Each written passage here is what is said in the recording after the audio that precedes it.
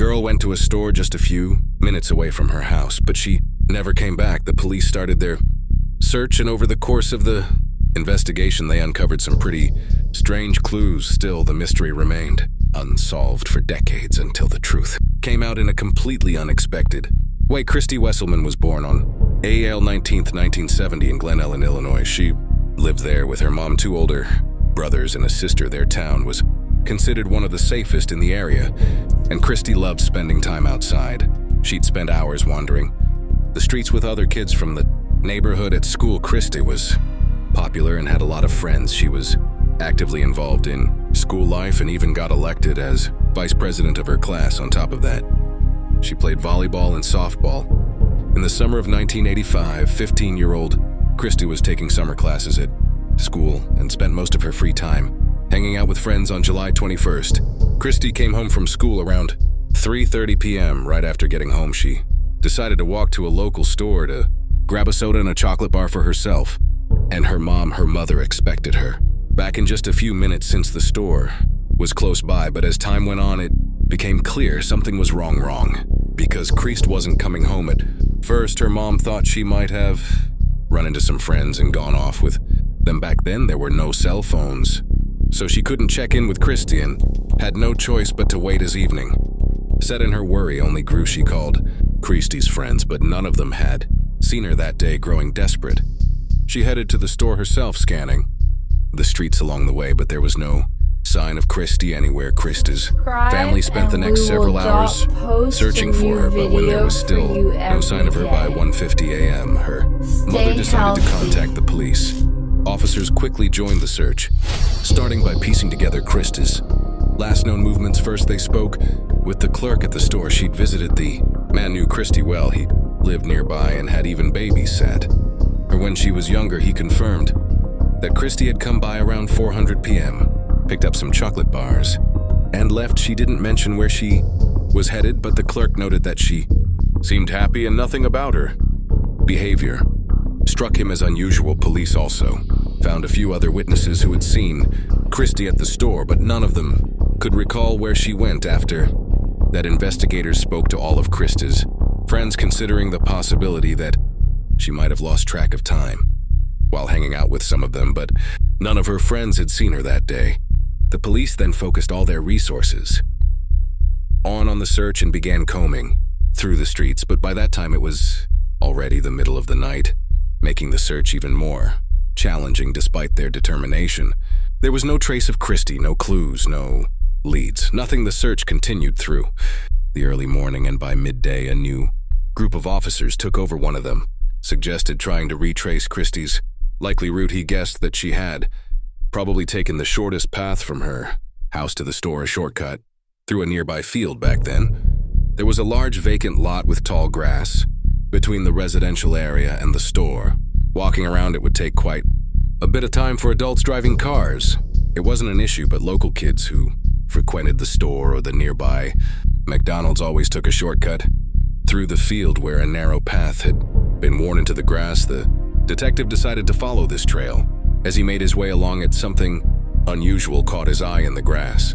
Pushing through the overgrowth, he realized it was a human body, and he quickly recognized Christy. He immediately called for backup, and the body was handed over to the medical examiners for further analysis. Forensic specialists combed through the crime scene for any evidence, but their search came up empty. No footprints, no personal belongings, nothing to help explain what had happened. The medical examiners determined that Christy had died from 8 stab wounds. They also found evidence of and collected the perpetrator's biological material, but in 1985, DNA testing was still in its infancy and not commonly used in criminal investigations.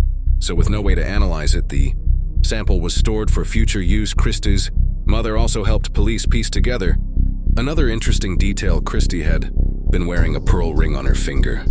That day, however, the ring was nowhere to be found, neither on her body nor at the crime scene. Detectives concluded that the killer might have taken it and instructed all officers to keep an eye on pawn shops in case the murderer tried to sell it. With no physical evidence to work with, the police focused on finding potential witnesses who might have seen Christy or the killer near the field. They managed to track down several people who had used the same path around the estimated time of the murder, but none of them reported seeing anything. Suspicious, it was quite weird because Krista's body was just a few yards off. The trail, although it was hidden by the tall grass, making it nearly impossible to spot, investigators also learned that just a few dozen yards from where Krista's body was found, a family had been hosting a barbecue in their backyard, but despite being so close to the scene, none of them remembered hearing or seeing anything out of the ordinary. An employee at a gas station, about 60 yards from the field, also worked his entire shift that day, but didn't notice anything out of the ordinary. To the police, the situation seemed bizarre. So many people had been near the crime scene, yet no one saw or heard anything. Investigators theorized that the unknown attacker either followed Krist from the store to the field or encountered her on the path. He likely led her just a few yards into the tall grass and killed her, all without making a sound. Detectives considered the possibility that Krist might have known her killer, which could explain why there were no screams. After all, their town was small, and many residents knew each other. Police began investigating all the men who knew Christie, but this effort led nowhere. They also compiled a list of men in the area with prior convictions for violent crimes. Several suspects were reviewed, but none of them could be tied to the murder. For several months, the police made little progress in solving the mystery. They continued following up on tips and investigating new suspects, but every lead brought them to a dead end. This dragged on for 3 long years until an unexpected breakthrough came in 1988. By that time, DNA analysis was becoming a key tool in criminal investigations. Detectives decided to collect DNA samples from everyone who had been a potential suspect in Krista's case over the years. Many agreed to cooperate, and none of their samples matched the biological evidence found at the scene, but there was one person who refused to provide a DNA sample. Dana Henry, a 34-year-old man living near the field where Krist was found, had been on the police's radar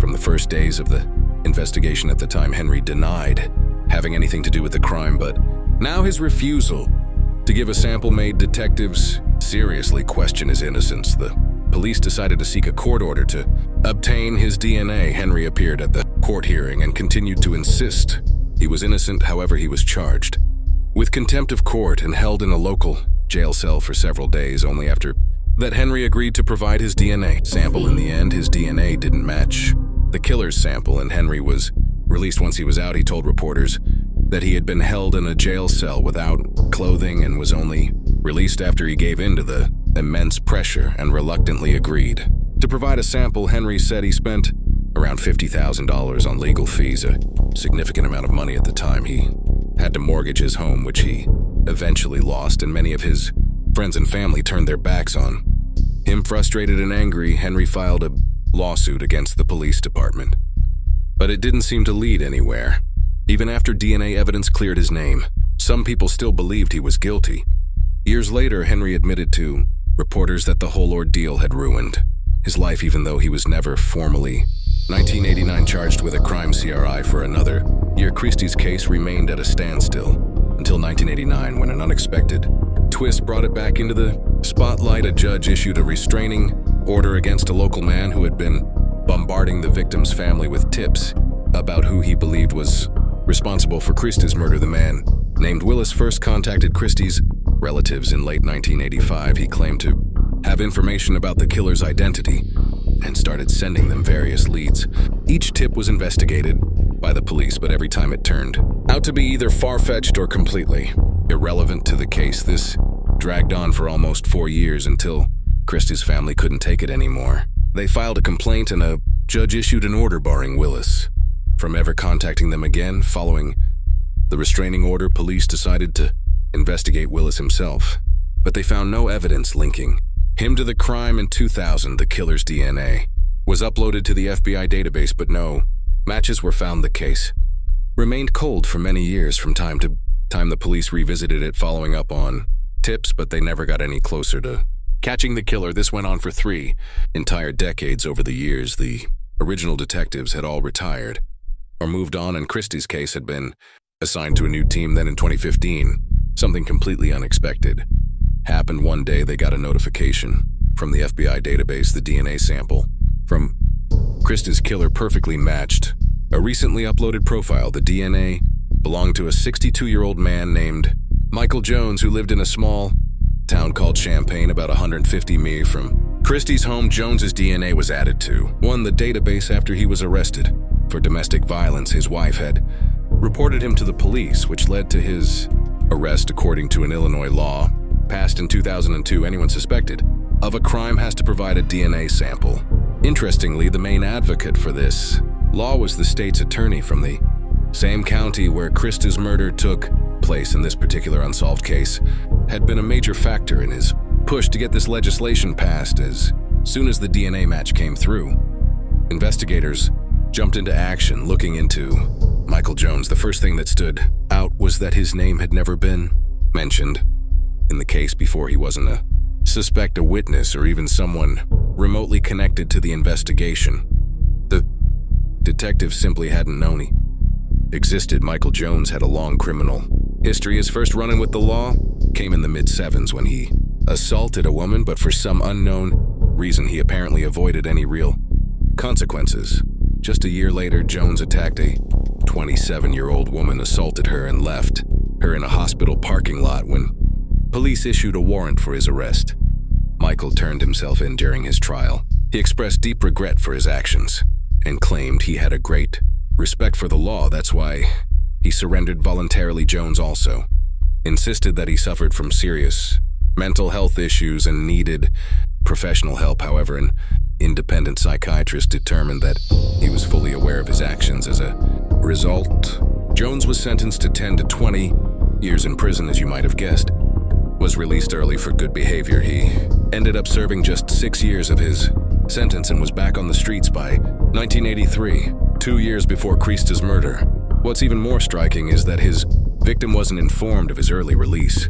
Later, she stated that had she known, she would have done everything in her power to challenge the decision. A year after his release, Michael got married, but in 1994, his first wife left him and secured a restraining order against him. The reason, he had been showing an unhealthy interest in one of her young relatives. But despite this alarming behavior, no formal charges were ever filed. In 1999, Michael was arrested again, this time for assaulting a family member of his new girlfriend.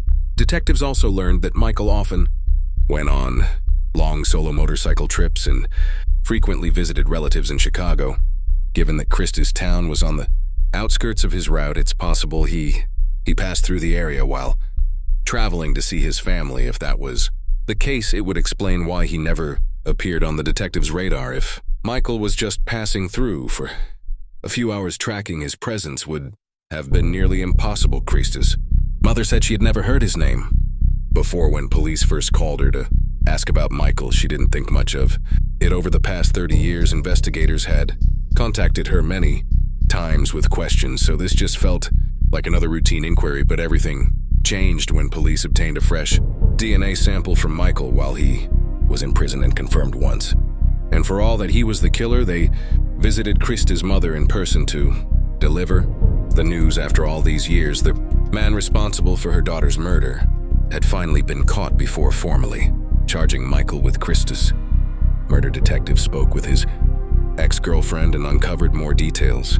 about him. She described Michael as someone with a volatile temperament. He could be calm one moment and then suddenly fly into a rage for no apparent reason. She also mentioned that he was obsessed with detective books and crime shows on TV. This information led investigators to suspect that Michael might not just be responsible for Krista's murder, but potentially other unsolved crimes as well. His frequent solo trips, criminal tendencies, and fascination with crime stories hinted that he might have known how to cover his tracks and avoid leaving evidence behind. After building their case against Michael, police officially charged him on September 18th, 2015, and Michael denied any involvement in Krista's murder. The case eventually went to court, but the wait dragged on for 3 long years. The trial didn't start until 2018. Prosecutors sought a life sentence, but in the end, Michael decided to plead guilty in exchange for a lighter sentence. As part of the deal, he wasn't required to reveal any details about the crime, but with the DNA evidence, there was no question about his guilt. As a result, the judge sentenced him to 80 years in prison with a possibility of parole no earlier than 2095. In other words, Michael will likely Never walk free again, Krista's family thanked the investigators for finally bringing the case to a close. Krista's mother also expressed her frustration over Michael's early release in 1983. She pointed out that if he had served his full 10-year sentence, he wouldn't have had the chance to attack her daughter, and Christy would still be alive. Today, Henry, the man initially suspected of the crime, also attended the trial of the real killer. In a later interview, he shared that the accusations had ruined his life, and even decades later, he still hadn't fully recovered. He hoped that seeing justice served would help him heal, but it didn't. Henry also revealed that throughout all these years, no one from the police department ever apologized to him, let alone faced any consequences for the damage they had caused to his life. Share your thoughts on this story in the comments section, and don't forget to press the like button if you enjoyed my video. Thank you for watching.